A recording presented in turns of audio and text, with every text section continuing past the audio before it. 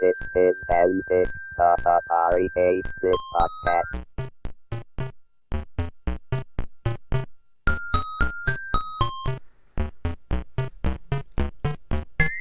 This is Antic, the Atari 8-bit podcast.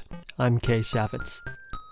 There's an article in the New York Times dated April 9th, 1982, 8-year-old's birthday party in a computer center.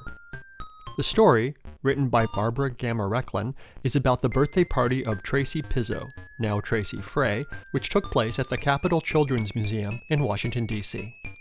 Quoting the article, Tracey Pizzo decided that Chunky Cheese Pizza Parlor was not the place for her 8th birthday party after all. She chose the Future Center of the Capitol Children's Museum, where her 13 guests were able to try their hand at the video games on 20 Atari 800 microcomputers.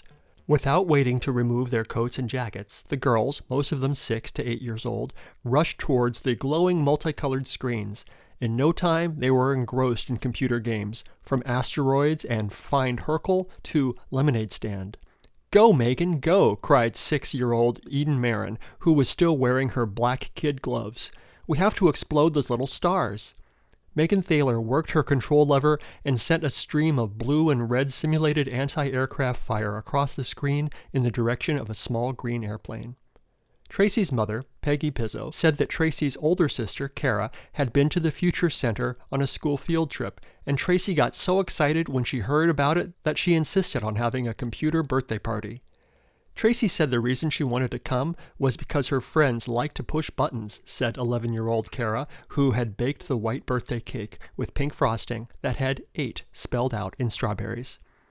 "What is your name?" the birthday banner computer asked. "And how old are you now? Are you a boy or a girl?" As Tracey typed in her answers and her friends serenaded her with happy birthday, a 5-foot computer tape slowly emerged from the machine, reading in letters 6 inches tall, "Happy Birthday, Tracey." Tracey, aided by her friends Catherine Hers and Anna Maria Hibbs, tried out her entrepreneurial skills at Lemonade Stand. Tracey played hangman with her father, Dr. Philip Pizzo. She said, "Make it hard, but not too hard," as she closed her eyes and her father entered the word Christmas for her to guess, each incorrect guess slowly forming a hangman's noose on the screen. Asteroids is the only non-educational game offered in the computer room. Computer birthday parties cost $5 a person, with a minimum of 8 in a party. As for Tracey Pizzo, as she and her friends filed down the hall to the balloon-festooned party room for ice cream, cake, and presents, she pronounced the day just perfect. That was excerpts from the article by Barbara Gamareklin. In 1981, Atari donated 30 Atari computer systems to the Capitol Children's Museum. The contribution allowed the museum to establish the Future Center computer learning environment, to put computer programs in exhibits, and to create a software development lab.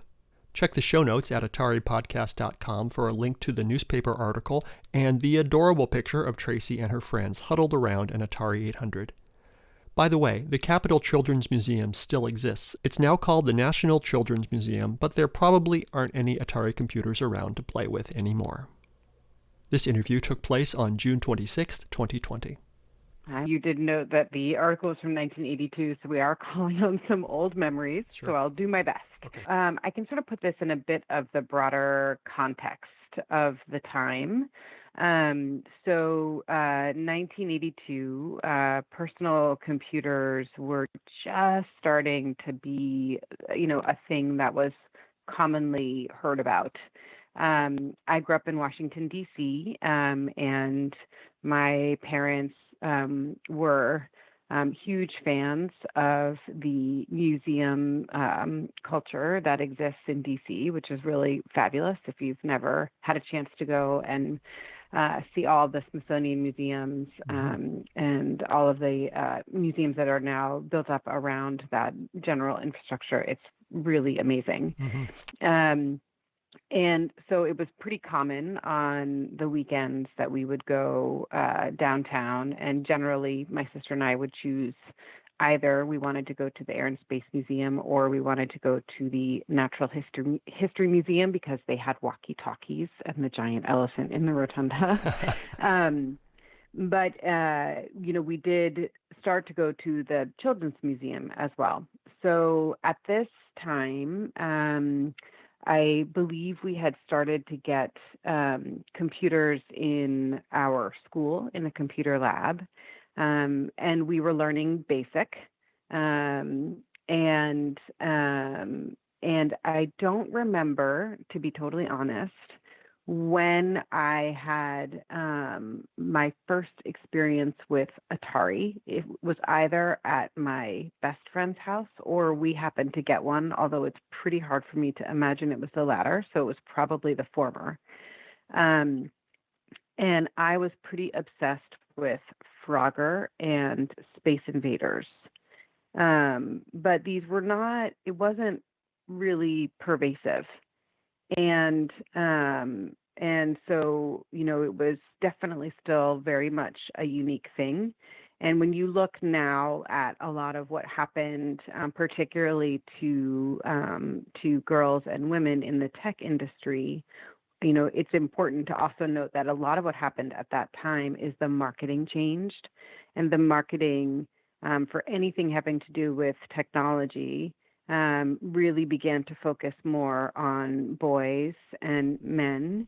And so, you can sort of like track my own history and map it against that. And you can see how, a lot of my early excitement then went really deep underground for quite some time and then resurfaced later in life.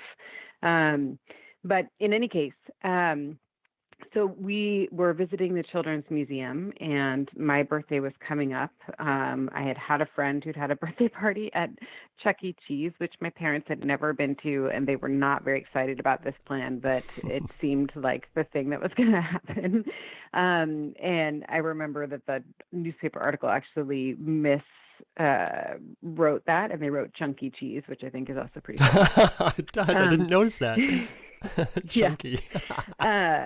But in any case, we learned that the Children's Museum in DC was going to be opening up a computer lab, and they were going to have computer games.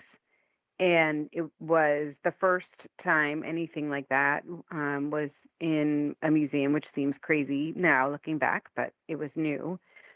And so I thought it would be really great to have my birthday party there instead. And the reason that it got written up in the New York Times is because I happened to be the first party that was held there. Oh. And that was really just coincidence. It wasn't any sort of plan. Right. And I don't remember the reporter being there or anything like that, so that I'm not quite sure sort of how that part happened. But there's a picture, and you can look for not just the text, but you can look for the old reprint now online, and yes. So you can see, me. I'm sporting my attempt at Princess Leia hair, and I have little buns with ribbons hanging down. And I believe I had 8 friends, all from my school, and we were just so excited. I mean, this was so new and thrilling, and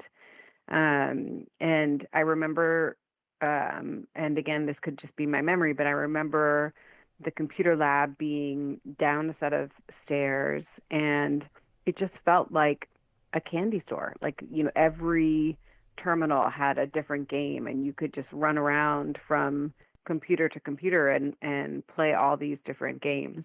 And that was the party. We all got dressed up. When you look at the picture, it's pretty funny. We're all wearing these fancy dresses. Yeah, I would expect the birthday kid to be a little dressed up, and you look kind of like you said with the hair, and you've got a nice top on or whatever. But all your friends too, they're wearing little dresses and collared shirts and things. I know. We were really excited. I bet.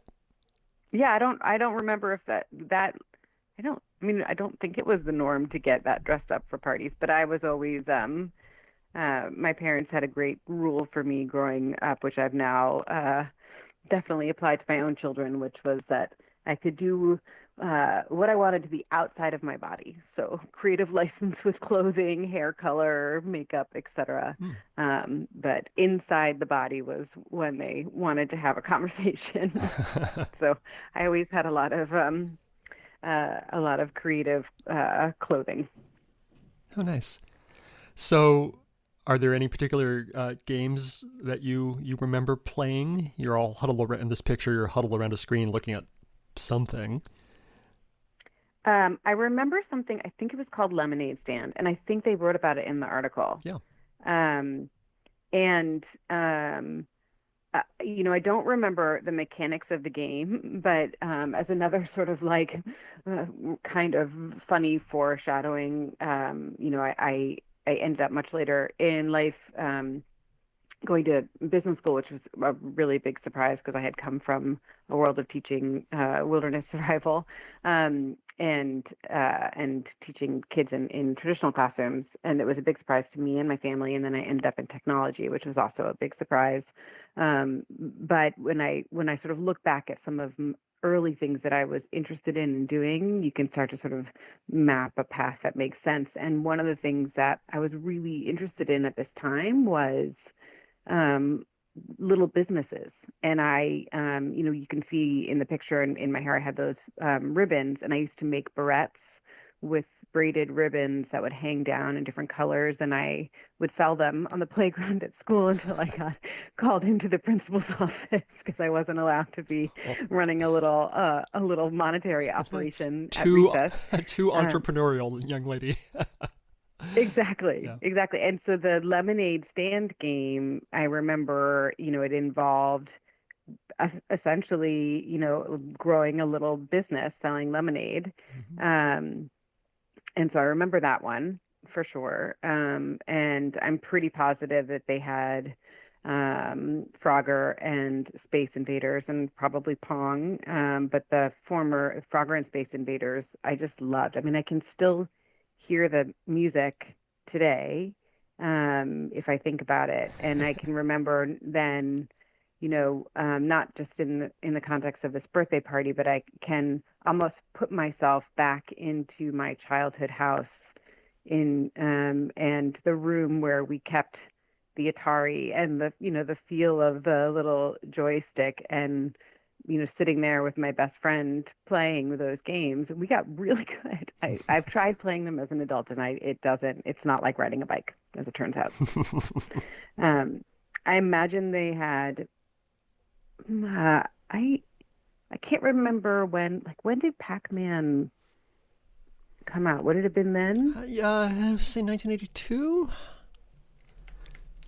That might have been a little... 1980. 1980 was when it was in the arcades. Was 80? Yeah. So I'm sure that they then had Pac-Man 2, and that then now is bringing back memories of, as I got a little older, the after school hangout was the local mall, mm-hmm.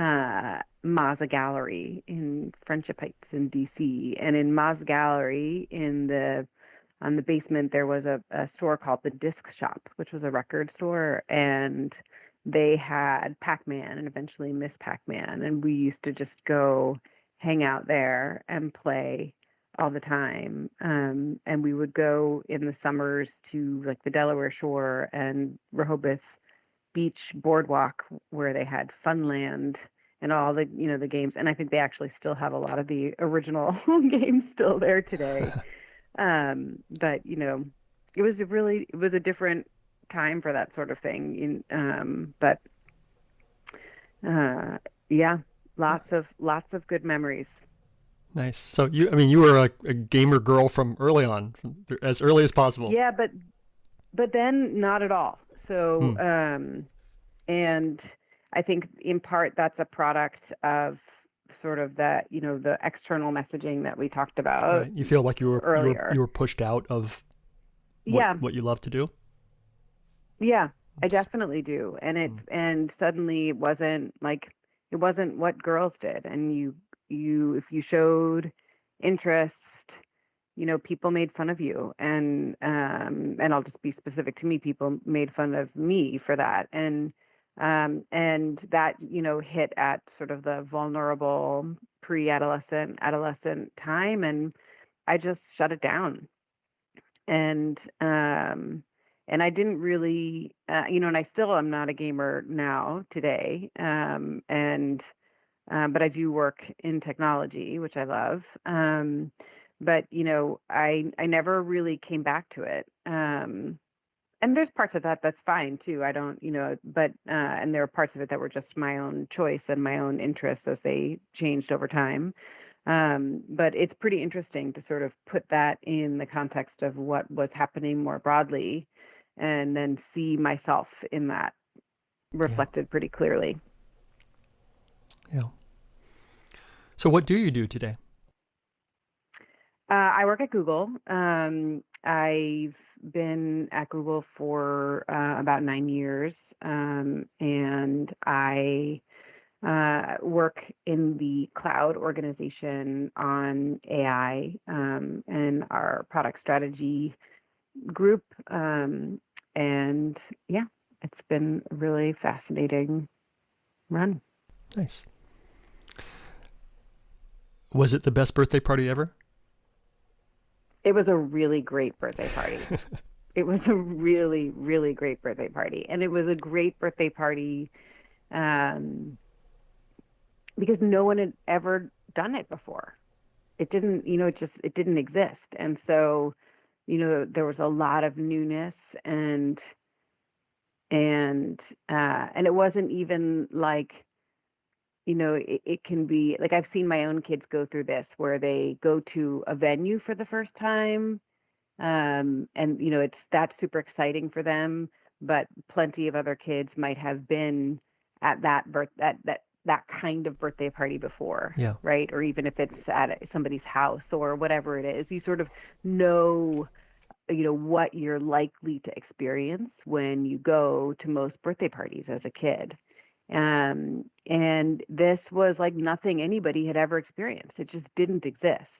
And so for all of us to have that new experience all at once, and basically, the equivalent of cutting the ribbon, so to speak, it was really fun. And I do remember it. And, I every once in a while, I pull up that article for myself and look at it, and I get just immediately transported to that giddy feeling of this is so cool, and we've never seen any of this before, and we get to just run around and explore it.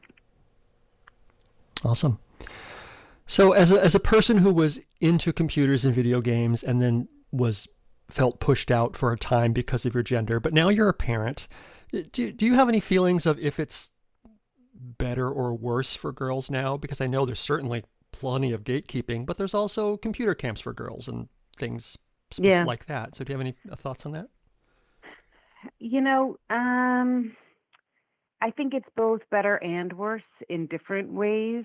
There's a lot more access, which is great.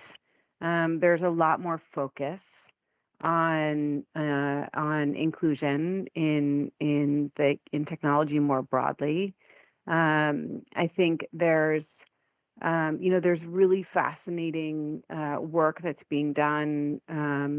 So, for example, the Harvey Mudd a number of years ago realized that when young women were coming to college, or young people were coming to college, that in their freshman and sophomore year, it was pretty close to 50-50 across genders of people who were saying that they wanted to major in computer science. Mm-hmm. But by the time people got to graduation, the numbers for women had dropped dramatically. And they did this really fascinating study to try and figure out what was going on there. And what they learned when they spoke to these young women was that they didn't understand what they could use those skills for. How could they help the world? How could they use it to be in relationship with others around them? And that wasn't how those courses were taught. And they did one thing initially. They've done a lot since then, but they did one thing initially that's just fascinating, which is that all they did was change the titles of the courses to be more declarative about what you could do when you learned what the course would be teaching you. And then they did, reviews of then, what was being taught and how it was being taught and all those things. And in the course of 4 years, they graduated, I believe it was 4 years, they graduated a 50-50 computer science major class, which is really exciting. So there's a lot of really great things that happen like that. I still see, that there are societal inputs that are felt by my own children. I have a boy and a girl, and when our daughter was little, it was quite literally impossible to buy clothes for her that weren't pink, that didn't have cupcakes and sparkles. And she loves that, so that's great, right? All of that's wonderful. And I'm not, she now chooses, for herself for sure, but you're certainly led to a particular set of choices, whether it's for clothes or for toys or for what they see, and over time, that can become what they're drawn to, even if it's not what their heart desires. And it's that I worry about most. I see already, my daughter will say things like she doesn't like math. She's excellent at math, and she has unbelievable spatial recognition abilities. And I'm really excited for what that's going to mean for her as a maker and a builder as she gets older. But I can see how easy it is for her to say that that's not her and she doesn't want that. And, my son doesn't have that same experience, and that could be just them. And it also, I think is a product of a larger society. I think it's also for me as a parent, and particularly as a parent working in technology, there's two things that I think about. I mean, there's lots of things that I think about a lot, but there's two things in the context of this conversation that I think about a lot. And one of them is, we are a family that's pretty careful about screen time. My kids are still pretty young. They're 10 and 8. But if we let them, they would be on screens all the time. And it's not helpful for them to be that immersed. And I think that adds a challenge, because I both want them to be exposed to all of these great tools for, early learning of coding, like Scratch and Tinker and all. There's some really, really awesome tools out there. But at the same time, it's a struggle to think about, like, how do we put this in balance? And that was easier for us growing up, right? It was, computers were relegated to a particular time and place, and now they're more pervasive, and that comes with both great opportunity, because they can be sort of more seamlessly integrated into our life, but also it comes with a lot of questions and a lot of challenges. The second thing that I think about a lot is, we have seen, certainly in the tech industry, a strong focus on STEM education. And you can see that then and I worked in Google for Education for quite some time as well. And, you can see that in, K-12 schools, certainly in the U.S., where there's been a really strong and increased focus on that. And that's really super duper important. And I'm thrilled to see all of that. And at the same time, and I think you can see a lot of this now, and a lot of where what technology companies are thinking about now is, nothing can live in extremes. And so focusing exclusively or even, overweighting STEM and not having that be in balance with humanities and liberal arts and social science. You need both of those to create the kind of empathy that's actually going to make that technology more powerful and more beneficial. Mm-hmm. And, I see that in my work where, having a range of backgrounds across disciplines, a range of experiences, lived and learned, and across ages, across cultures, across functions, all of those, when you bring them together in a really intentional way, are what create the best technology. But we need to think about that in the context of when we come together and work as a group, but also as individuals. So those are excellent. Thank you. So what haven't I asked you about the time around your 8th birthday that I should have? I don't think there's anything you haven't asked. I wish that I knew a little more about the details about how I got so excited about this party, or I don't even know exactly how we learned about it. I don't know if it was because we were at the museum or we saw it was opening somewhere. I'm not entirely sure. Beyond that, I think we covered it all, or at least we covered everything I can remember. Should we call your parents? I could dial them in. Yeah, possibly. Excellent. Cool. All right. So I think this is my last question. If you could send a message to the people who still like to play with their Atari computers today, and you can right now, what would you tell them? I hope you can get that frog across the road. Poor thing. He just gets splatted all the time. Have you sat down with your kids to play Frogger? I have. I'm terrible at it. It's the worst. It's so upsetting. So, yeah, I have. Good. I think I talked a big game, too, and then I was summarily trounced. So it was really embarrassing. Well, I think I have what I need. Thank you, Tracy. You're so welcome.